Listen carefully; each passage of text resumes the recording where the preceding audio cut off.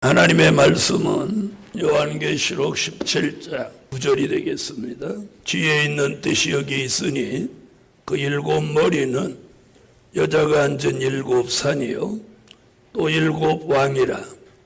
다섯은 망하였고 하나는 있고 다른 이는 아직 이루지 아니하였으나 이루면 반드시 잠깐 동안 계속하리라. 전에 있었다가 시방 없어진 짐승은 여덟째 왕이니 일곱 중에 속한 자라. 저가 멸망으로 들어가리라. 아멘. 어저께 이어서 오늘도 일곱 머리 비밀을 계속해서 증거하도록 하겠습니다. 자, 일곱 머리는 어저께 뭐라고 그랬죠? 하나님을 대적하고 나오는 대표적인 일곱 나라라고. 아멘. 자, 일곱 머리에 대해서는 요한계시록 12장 3절로 4절, 요한계시록 13장 1절, 요한계시록 17장 7절, 그리고 요한계시록 지금 17장 9절로 11절, 이렇게 여러 곳에서 일곱 머리에 대한 말씀을 하고 있습니다. 하나님을 대적하고 나오는 일곱 나라를 어저께 애굽, 소리 내보세요. 아수르, 바벨론, 메데파사, 헬라, 로마, 오련. 그 중에 뭐라고 했어요? 다섯은 망했고, 요한계시록을 기록할 그 로마 시대의 기준으로 보면 애굽, 아수르, 바벨론, 메데파사, 헬라, 로마, 헬라까지 다섯은 망했고, 지금 10절에 그러죠. 10절 보세요. 또 일곱 왕이라 다섯은 망하였고. 아멘. 자, 애굽, 아수르, 바벨론, 메데파사, 헬라 다섯 나라는 망했고 하나 로마는 있고 소련은 이르면 잠깐 동안 계속된다. 그 잠깐이 얼마라고? 1917년 시작한 소련이 1991년에 깃발을 내림으로 인해서 소련의 수명은 얼마? 74년이었습니다. 그런데 오늘 아주 주목해 볼 만한 말씀이 11절입니다. 11절 보겠습니다. 전에 있었다가 시방 없어진 짐승. 전에 있었다가 시방 없어진 짐승 누구예요? 소련이죠. 소련은 전에 있었다가 1917년에 시작해서 91년에 없어졌어요. 그 짐승이 뭐라고? 여덟째 왕이니. 여덟째 왕이 뭐냐 이렇게 묻는다면 계시록 13장 수정통치 시대의 지배자를 말하는 겁니다. 아멘. 자, 다시 말하면 전 세계의 패권을 가진다는 거예요. 이런 내용에다가 나라 이름까지 다 써놓으면 얼마나 좋겠어요. 그렇죠? 다 써놓으면 그걸 누가 비밀이라고 하겠어요. 그렇죠? 그래서 애국부터 소련까지 이 일곱 나라를 거론하는 건 세계사와 역사적인 증명을 통해서 예상하는 거예요. 아멘. 애국 시대에 애국보다 하나님을 더 대적한 나라는 없었어요. 소련이 등장하고는 소련보다 더 하나님을 대적한 나라가 없었죠. 로마 시대도 마찬가지였고. 이 일곱 나라는 머릿속에 딱 들어가 있어야 돼. 다섯은 망했고 하나는 있고 하나는 아직 이르지 않은데 이르면 반드시 잠깐 동안 계속된다. 어저께도 말씀드렸지만 그 강대한 나라 소련이 그렇게 한순간에 무너질 것은 아무도 예상하지 못했어요. 그런데 우리는 그거보다 더 무서운 여덟째 왕의 등장에 주목하시라는 거예요. 그럼 11절을 보면 이렇게 전에 있었다가 시방 없어진 짐승, 그 짐승은 여덟째 왕이 된다는 거예요. 아멘. 몇째 왕이 돼? 여덟째 왕. 그런데 거기 그 뒤에 답이 딱 있어요. 자 보세요. 여덟째 왕을 다 중국이라고 해요. 중국. 아니라고 하는 성경 근거가 요 11절이에요. 전에 있었다가 시방 없어진 짐승은 여덟째 왕이니 일곱 중에 속한 자다. 자, 이 여덟째 왕은 누구? 일곱 중에 속한 자다. 다시 말하면 일곱째 머리에서 등장한 나라가 여덟째 왕이 된다는 거예요. 아멘. 바로 이 말씀 때문에 중국이 아니라는 거예요.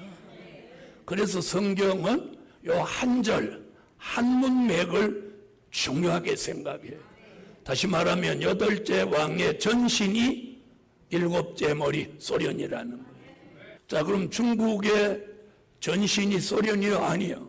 아니죠? 그래서 오늘 여러분 우리는 현실을 보면 안 되고 성경, 자 11절을 자세히 한번 읽어보세요. 이게 얼마나 정확하게 말씀했는지 읽으세요. 할렐루야. 그러면 소련의 전신을 가지고 있는 나라가 어디예요? 여러분 여덟째 왕은 여기 지금 뭐라고요? 전제를 했는 저가 멸망으로 들어가리라. 그 멸망 얘기는 어디도 했냐면 8절도 했어요. 지금 11절에도 있는데, 자, 요한계시록 17장, 자, 8절도 한번 찾아봐요. 8절 읽으세요.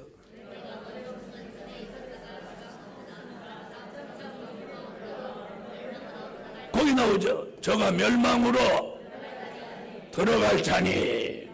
자, 그러면 러시아는 소련이 붕괴된 그 시점 1991년에 시작해서 지금 몇 년? 2020년. 그럼 지금 러시아가 몇 년 동안 달려왔어요? 29년 차죠. 근데 성경은 지금 뭐라고 그랬어? 여덟째 왕은 일곱 중에 속한 자다. 이제나 성경이에요, 성경. 자, 보세요. 중국 같지만 아니라는 거지. 성경은 러시아라는. 자, 여러분, 러시아를 과소평가하면 안 됩니다. 지금 우주의 정차장으로 떠 있는 것도 어느 나라 거예요? 러시아 겁니다. 나 기준은 말씀 어디? 17장 9절로 11절에. 자, 그럼 들어보세요. 복음 받은 여러분. 자, 성경의 예언은 이렇게 지금 이루어지고 있습니다. 그럼 들어보세요. 자, 러시아가 여덟째 왕이 된다는 예언이 지금 성취될 때가 됐나요? 안 됐나요? 됐다 안 됐다? 왜 그러냐면 보세요. 지금 러시아는 29년 차 왔어요. 29년 동안 계시록 13장 3절에 말 머리 하나가 상하여 죽게 되었던 상처가 나음에. 자, 그래서 러시아는 경제력도 회복되고 군사력도 회복되고 또 정치력도 회복됐어요. 그래 못하는 거예요. 성경의 예언이 응하여지고 있다. 성경의 예언이 응하여지고 있다. 자, 그럼 이 도표를 한번 보세요. 바로 이럴 때 이 도표가 필요해요. 자, 러시아가 여덟째 왕이 되는 시점이 어디냐? 여섯째 나팔 불 때. 다섯째 나팔 불고 다시 예언이 흑암 시대를 지나면서 다시 예언이 시작되고 끝나는 이 시점. 다섯째 나팔이 끝나는 이 시점이 여섯째 나팔이 부는 시점이에요. 아멘? 그럼 여섯째 나팔 불면서 유프라데 전쟁이 일어나는 거예요. 이 유프라데 전쟁은 어떻게 일어나느냐? 남방왕이 북방왕을 선제 공격하는 거예요. 그럼 북방왕 러시아가 장마물같이 내려와서 이스라엘 그리고 중동 국가를 덮어버리고 홍해를 건너서 어디를? 애굽, 구스, 리비아를 그의 시종으로 만든다는 거예요. 자, 러시아가 머지않아서 중동 국가를 다 접수하게 되는 거예요. 일부를 제외하고는. 자, 그런데 보세요. 여기가 여덟째 왕이 지배하는 시점이에요. 중동 전쟁을 끝으로 러시아는 세계의 패권을 줍니다. 다니엘서 7장 11절로 12절에 보면 미영불 세 나라는 권세를 빼앗기고 생명만 보존되어 정한 때를 기다린다. 여러분, 자, 잘 들어보세요. 자, 그럼 러시아가 앞으로 중동 전쟁에서 승리하면서 세계의 패권을 가져요. 특세해지기 시작하면 무슨 시대가 가까워? 수정통치 시대가 가까워. 수정통치 시대가 가깝다는 건 중동 전쟁이 가까워. 중동 전쟁이 가깝다는 건 주의 재림이 가까워. 주의 재림이 가깝다는 건 다시 예언이 가까워. 다시 예언이 가까웠다는 것은 하나님의 인마진종 14만 4천의 수가 채워질 때가 가깝다 이 말이에요. 자, 그럼 들어보세요. 다섯째 나팔 불고 수정통치 시대가 끝나기까지의 기간이 전3년 반이 시작되면 여기서부터 주의 재림 때까지가 딱 1260일 3년 반입니다. 이건 실제 우리가 세는 그런 숫자 3년 반이에요. 그 다음에 수정통치 시대가 3년 반이에요. 이거하고 이거하고 합하면 얼마? 그래서 7년이라는 거예요. 한 일에. 그래서 다니엘서 7장 25절, 9장 27절에 보면 한 일회의 절반이라고 잘라놔요. 한 일회의 절반을 잘라놓은 거예요. 그러면 저절로 몇 년이 되는 거예요? 3년 반, 3년 반인 거예요. 한 일회가 7년이면 반이라고 하면 정확하게 3년 반인 거예요. 그래서 우리는 그래서 한 일회의 절반을 잘라서 앞으로는 몇 년 반? 전자가 들어가야지. 전 3년 반. 전 3년 반은 못하는 하나님의 인마진종 14만 4천이 전 세계적으로 주의 재림을 알리고 회개를 외쳐서 흰옷 입은 무리들을 구원해내는 기간이 3년 반이에요. 후 3년 반은 거짓 선지자와 짐승이 우상에게 말하게 하고 거기 경배하고 이마와 손에 짐승의 표를 받게 해서 거짓 선지자가 역사하는 기간이 후 3년 반인 거예요. 이거 합하면 7년이에요. 그 다음에 7번째 나팔 주의 재림이 지상에 강림해서 요 진노의 7 대접재앙을 쏟는 이 기간을 제가 며칠이라고 가르쳐 드렸어요. 75일. 자, 그러면 7년 75일 천년왕국에 가는 거예요. 그 중에 날짜를 예측할 수 없는 게 중동 전쟁이에요. 중동 전쟁만 날짜를 예측할 수 없고 3년 반, 3년 반, 75일. 그 다음에 다섯째 나팔 불고 전 3년 반이 시작되는 요 기간만 우리가 예측할 수 없어요. 그러니까 이건 예측할 필요도 없고 땡 다시 예언이 시작되면 중동 전쟁을 빼놓으면 7년 75일이면 천년왕국까지 간다 이 말이에요. 그러니 지금 러시아가 8째 왕이 되려고 칼을 갈고 있는 거예요. 이런 모든 성경의 예언을 이 종합해 볼 때 우리는 전 3년 반을 향해 가고 있어요. 아멘. 자, 그러면 지금이 뭐 치고 있는 거예요? 그래 어젯밤 그랬죠. 하나님의 인을 치고 있는 게 자, 그럼 어저께 4개 얘기했죠. 첫째는 이방인의 충만한 수가 채워지는 게 비밀이다. 두 번째는 순교자의 호소기도 속에 입맞은 종의 수가 채워지는 게 비밀이다. 세 번째, 해돋는 데서 하나님의 인을 치는 게 비밀이다.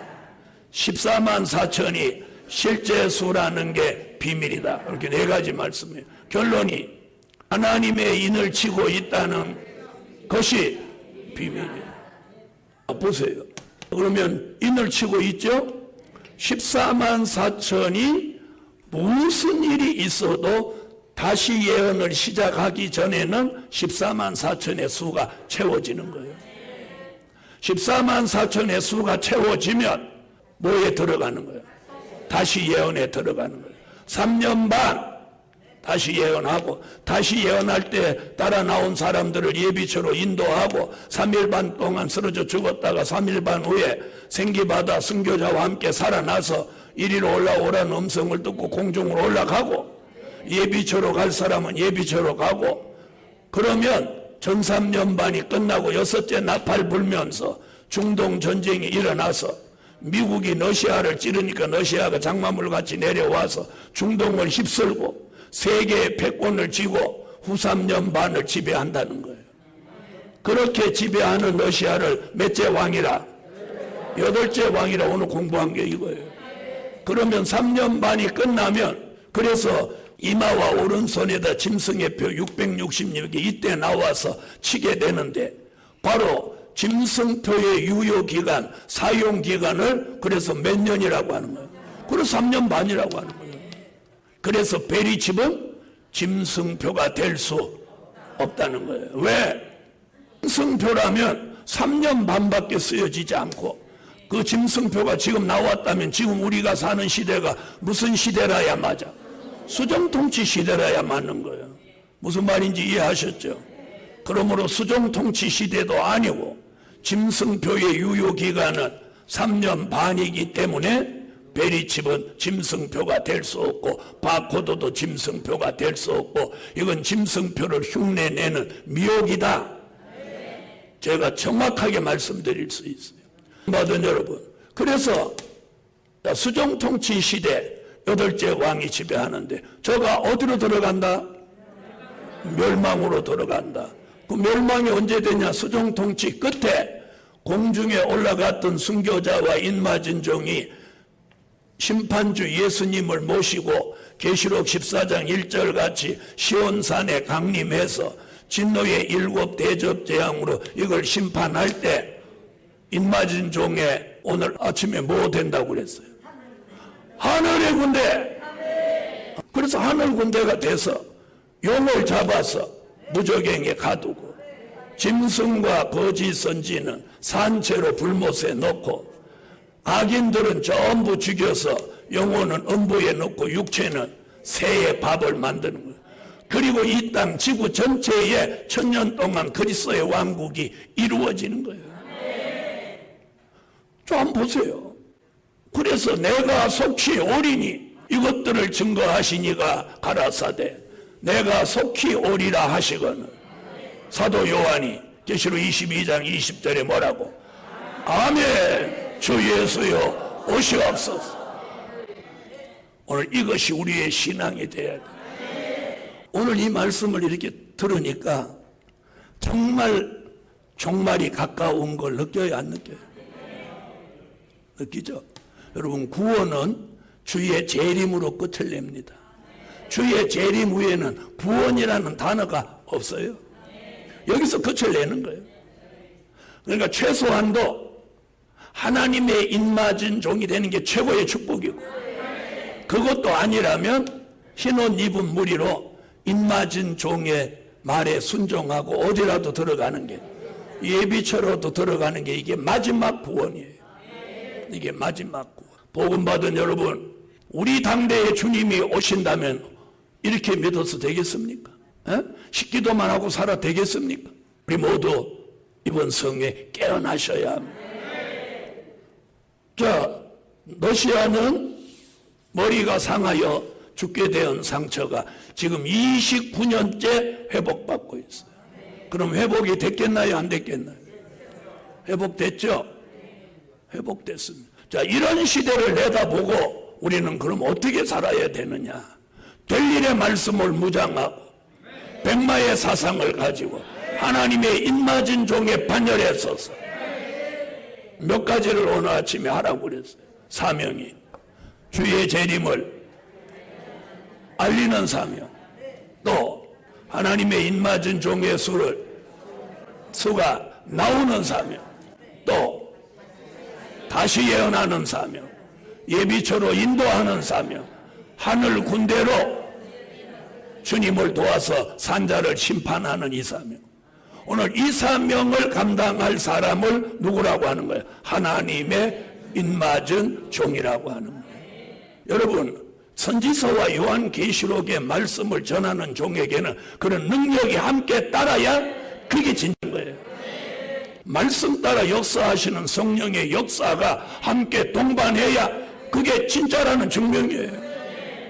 여러분, 말씀은 제 걸 그대로 배워가지고 머리가 좋으면 이대로 설명할 수 있어. 그렇죠? 그런데 뭐는 없어? 성령의 역사는 없는 거야. 중요한 건 성령의 역사가 있어요. 성령의 역사가 있다는 증거는 뭘로 증명이 되냐? 회개와 기도예요. 성령의 역사가 있으면 회개가 있고 기도가 되게 있어요. 기도가 터지게 돼요. 알아들으시겠습니까? 이제는 지렁이 같이 미약하고 믿음으로 살고 욕심 없이 바르게 해도 그저 지렁이 같이 살았던 그런 종들을 이 될 일의 말씀으로 무장시켜서 하나님의 영광을 나타내게 하시려고 하는 거예요. 이제 열불 얘기해 보겠습니다. 오늘 여기 굉장히 중요한 얘기입니다. 12절로 13절 읽으세요.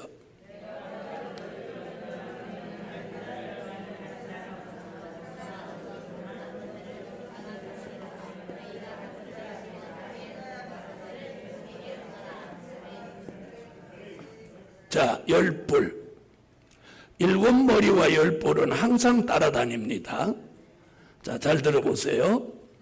아까 계시록 하는 종들이 여덟째 왕을 다 중국이라고 하듯이 열불을 전부 EU국가라고 합니다. 그러셨죠? EU국가라고. 자, 그럼 지금 EU국가가 몇 개국이에요?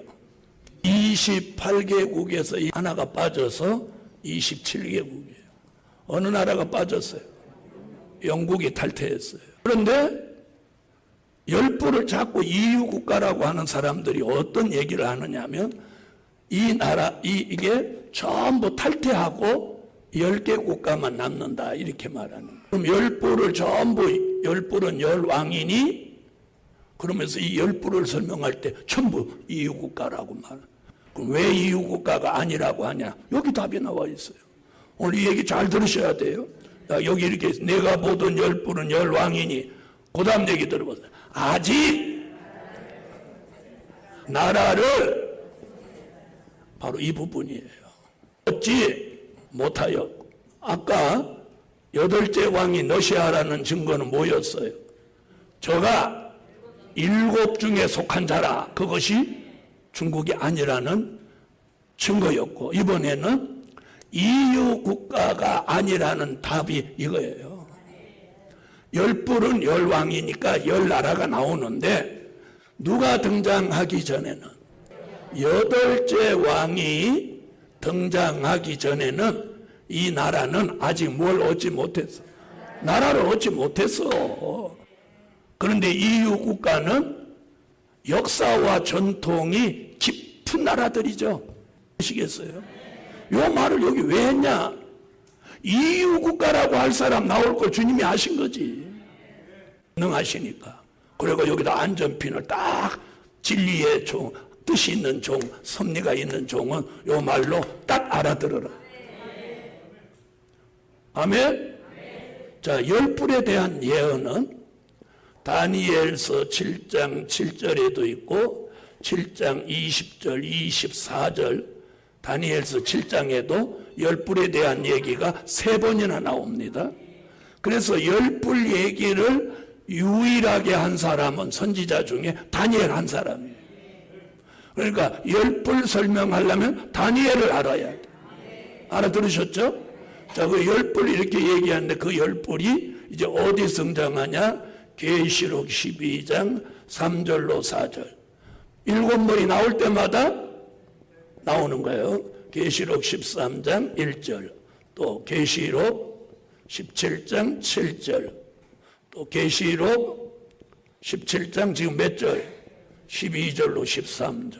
자, 그럼 우리가 이걸 어떻게 해석할 거냐면 열불은 열왕이니 아직 나라를 얻지 못했다는 거예요. 그래놓고 그 뒤에 뭐라고 하나 보세요. 다만 짐승으로 더불어 임금처럼 일시 동안 임금처럼 권세를 일시 동안 받으리라. 여기서 짐승으로 더불어, 여기 짐승으로 더불어 한 이 말씀이 뭐 얘기하는 거예요? 여덟째 왕. 왜? 17장 9절로 11절에서 계속 누구 얘기했으니까 여덟째 왕 얘기했잖아요. 그래서 여기서 짐승으로 더불어 임금처럼 권세를 일시 동안 받는다. 그러니까 열불은 자기 힘이 없어. 누구의 힘으로 나라를 얻게 되는 거야? 여덟째 왕. 알아들으셨죠? 그러니까 여덟째 왕이 세계의 패권을 잡아야 열불은 나라를 얻는다는 거야. 그러면 자, 여덟째 왕이 지금 나왔어요? 앞으로 나올 거예요? 그러면 열불은 지금까지 나라를 얻었어요? 못 얻었어요? 그러니 EU 국가가 열불이 될 수 있다 없다? 답이 나오는 거예요. 여러분 진리는 이렇게 똑 떨어지게 돼 있어요. 자, 그러면 열불은 어떻게 나라를 얻는지 지금 요 설명하고 점심 식사를 하러 가십시다. 오늘 이 말씀을 잘 알아들으시면 앞으로 복음을 전하러 나서면 EU 국가라고 우기고 중국이라고 우기는 사람 만나게 되는 거예요.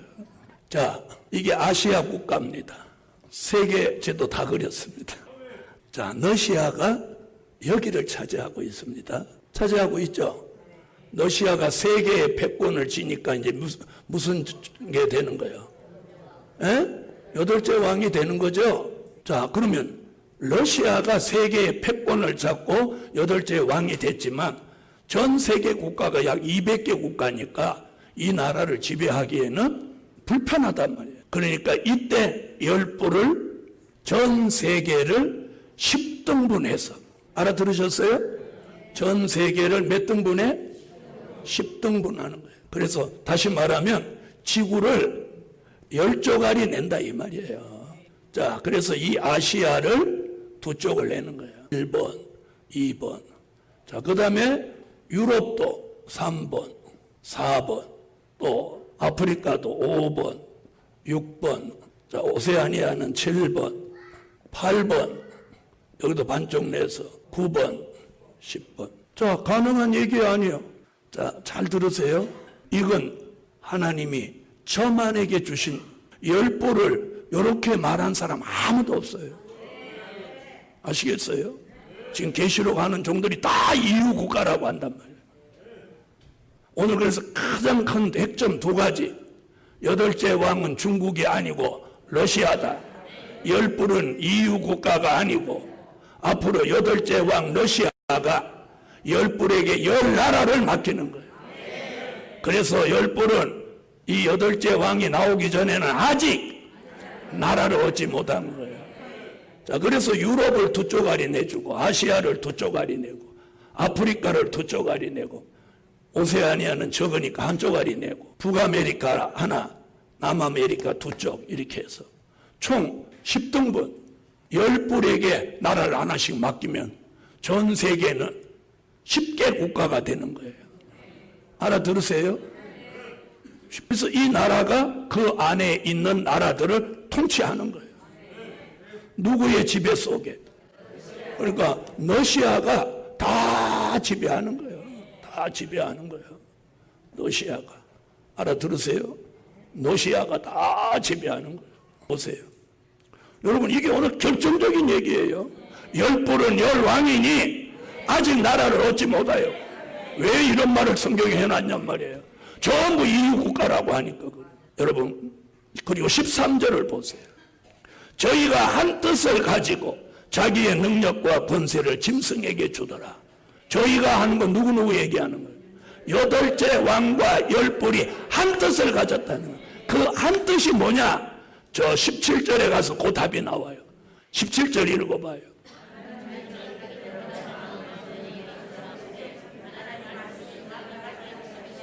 자, 여덟째 왕과 열불이 한 뜻이 된 게 뭐예요? 짐승의 나라. 전 세계를 짐승의 나라를 만드는 일에 여덟째 왕과 열불이 한 뜻이 됐다는 거예요. 그래서 그 나라를 이루는 거예요. 그러니까 여덟째 왕은 이 열불한테 세계를 10등분해서 하나씩 다 주는 거예요. 에? 이게 이제 앞으로 러시아 마음이라는 거예요. 지금은 미국 마음인데 앞으로는 성경은 러시아 마음. 이런 기간이 얼마?